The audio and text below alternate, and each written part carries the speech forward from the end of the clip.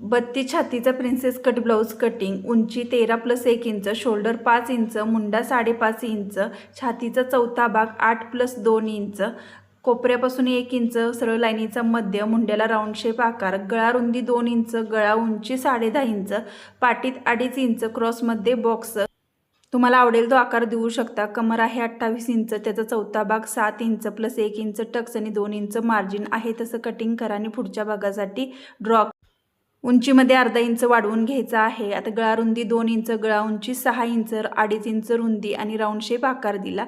मुंड्याला अर्धा इंचाचा पॉईंट घेतला आणि मुंड्याला सुद्धा आकार दिला। इथं 1 इंच, खालच्या साईडला 2 इंच, क्रॉसमध्ये लाईन ड्रॉ केली।